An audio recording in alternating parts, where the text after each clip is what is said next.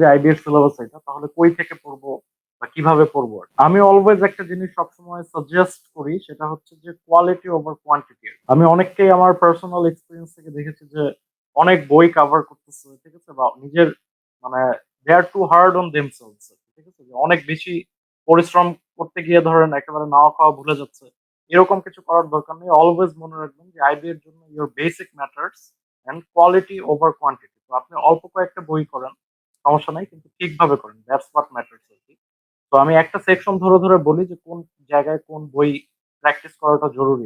Math section যদি সবার আগে বলি, আমার পার্সোনাল মত হচ্ছে ম্যাথের জন্য হচ্ছে মেন্টরস ম্যাথ কিউব এন্ড যে বইটা আছে, এটা হচ্ছে খুব রিকমেন্ডেড একটা বই। আমি নিজেও আমার সব স্টুডেন্টসদেরকে একেবারে অনেক আগে থেকেই রিকমেন্ড করে আসছি, এখনো করি। তো মেন্টরস ম্যাথ কিউব ব্যাংকটাই হচ্ছে একেবারে আপনার কনসেপ্টের বেসিক লেভেল থেকে আছে, তারপর প্র্যাকটিসেস এক্সারসাইজেস অনেক কিছু আছে আর কি। মানে everything you need to know about IBA regarding math is there. So mentors math cube bank বইটা আমি রেকমেন্ড করবো আপনাদের ম্যাথ সেকশনের জন্য আর কি। আর কেউ যদি চায় যে আচ্ছা ঠিক আছে আমি নিজেকে হচ্ছে মেন্টরস ম্যাথ কিউব ব্যাংক করার পর আরো প্র্যাকটিসের মধ্যে দিয়ে যেতে চাই, এরকম যদি কেউ চান, তাহলে হচ্ছে জিম্যাট বা জিআরইর যেসব ম্যাথ বই আছে আর কি, ঠিক আছে, কোয়ান্টিটেটিভ অ্যাবিলিটি প্র্যাকটিসের জন্য জিম্যাট জিআরইর যেসব বই আছে সেগুলো হচ্ছে আপনারা প্র্যাকটিস করতে পারেন আর কি, ঠিক আছে। এটা হচ্ছে ফার্দার প্র্যাকটিসের জন্য। বাট বেসিক লেভেলে যদি চিন্তা করি তাহলে mentors math cube is fine.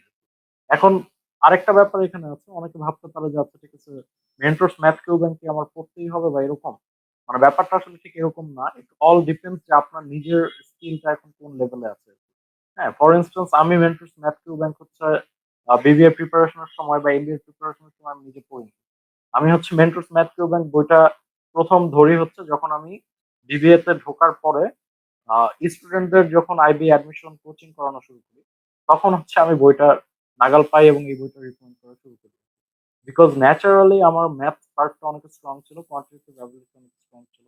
তো আমার হচ্ছে ওইরকম কোনো বইটই করা লাগে নাই, জাস্ট আমি মেন্টরস কোচিং করতাম আর কি। ওইখানে হচ্ছে যেসব লেকচার শিটস অ্যাটসেট্রা দিত ওগুলিতেই মোটামুটি কাভার হয়ে যেত। আমি মোটামুটি আপনাদের যেসব বই রেকমেন্ড করব, এটা হচ্ছে যে মোটামুটি একটা এভারেজ স্টুডেন্টের কি করা উচিত সেই পার্সপেক্টিভ থেকে, ঠিক আছে। তো অনেকে হয়তো ভাবতে পারে যে আচ্ছা ঠিক আছে এটা তো না করলেও হবে বা এরকম।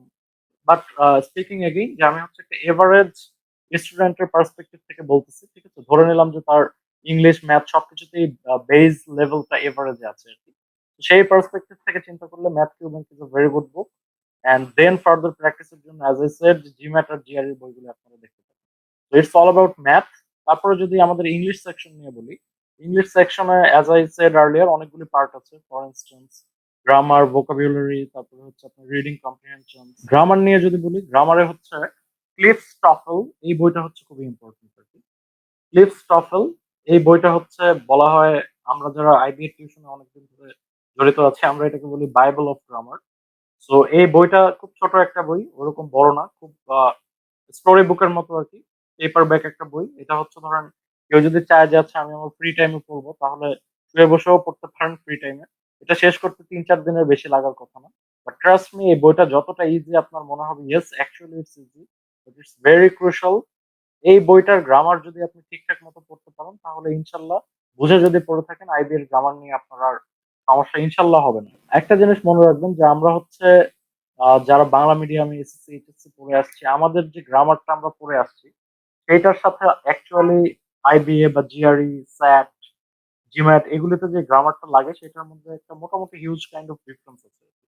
কারণ হচ্ছে আমরা হচ্ছে গ্রামার শিখে আসছি যে আচ্ছা পরীক্ষা পাসের জন্য বা এমন সব জিনিসপত্র যেটা হয়তো প্র্যাকটিক্যালি অতটা আমাদের ইউজ করতে হয় না।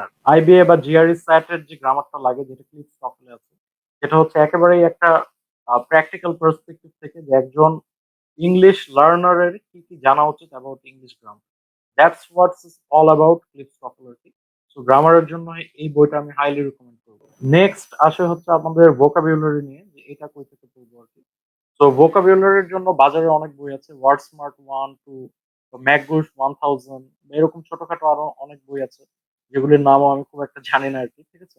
আমি বলবো না যে কোনো বই খারাপ, বাট কেউ যদি চায় যে আচ্ছা ঠিক আছে আমি একেবারে বেস্ট প্রিপারেশন নিবো আর কি, অ্যান্ড আইবি এর জন্য আমি কোনো ছাড় দিতে চাই না, একেবারে 100% একটা প্রিপারেশন নিতে চাই আমি, ইন দ্যাট কেস আমি হচ্ছে অলওয়েজ রিকমেন্ড করি ব্যারন স্যাট এই বইটা আর কি। ব্যারন স্যাটে হচ্ছে আমাদের 3500 ভোকাবুলারিজ আছে with synonyms and practical usage, ঠিক আছে?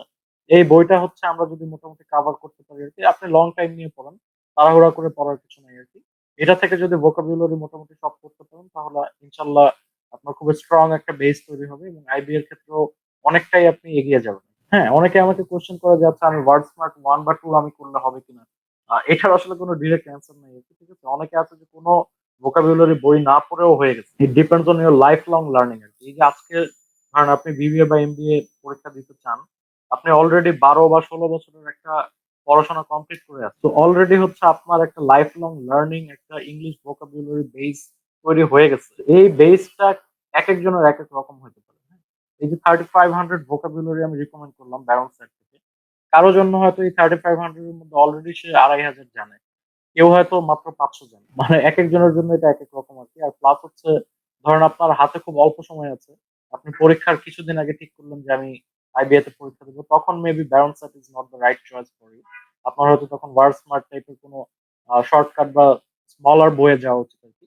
আর কেউ যদি লং টার্ম একেবারে বেস্ট একটা প্রিপারেশন নিতে চায়, তাহলে আমি বলব যে ব্যারন স্যাট ভোকাবুলারির জন্য বেস্ট বই।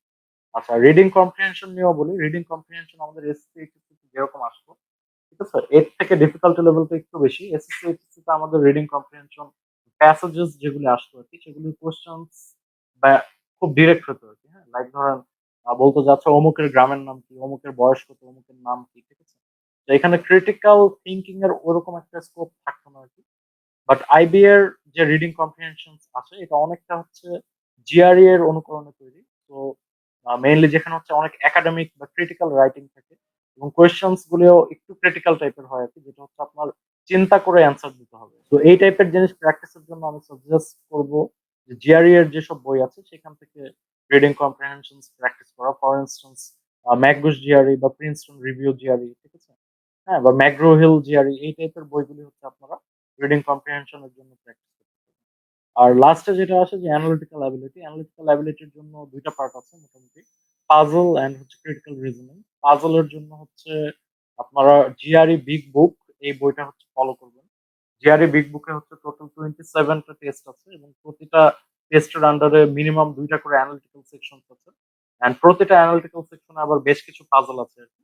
তো এই পাজল গুলি যদি আপনারা সলভ করেন তাহলে খুব ভালো একটা প্র্যাকটিস হয়ে যাবে আর কি।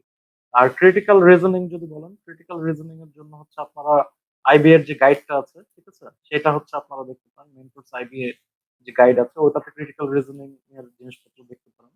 ক্রিটিক্যাল রিজনিং এছাড়াও আপনি জিম্যাট এর বই থেকেও প্র্যাকটিস করতে পারেন। ঠিক আছে? তো মোটামুটি আমি এই বলবো। আর ওভারঅল হচ্ছে আপনার একটা গাইড খুব ভালো করে ফলো করা উচিত।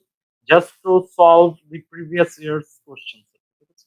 প্রিভিয়াস ইয়ারের কোয়েশ্চেনস যদি আপনি খুব ভালো মতন সলভ করেন, তখন দেখবেন যে আপনার খুব ভালো একটা আইডিয়া হয়ে যাবে এবং জানতে পারবেন যে আচ্ছা এখন আমি এই লেভেলে আছি এবং এখান থেকে হচ্ছে আমার কতটা হচ্ছে ডেভেলপ করা উচিত আর কি, ঠিক আছে? তো আমি সাজেস্ট করবো যে সবার আগে মানে কেউ যদি স্টার্ট করতে চায় তার একটা এরকম প্রিভিয়াস ইয়ারের যে কোনো একটা কোশ্চেন ধরে একটা নিজে নিজে পরীক্ষা দিয়ে দেখা উচিত আর কি, যে এখন তার কি অবস্থা। তারপরে হচ্ছে ওই অনুযায়ী তার প্রিপারেশনটা সাজানো।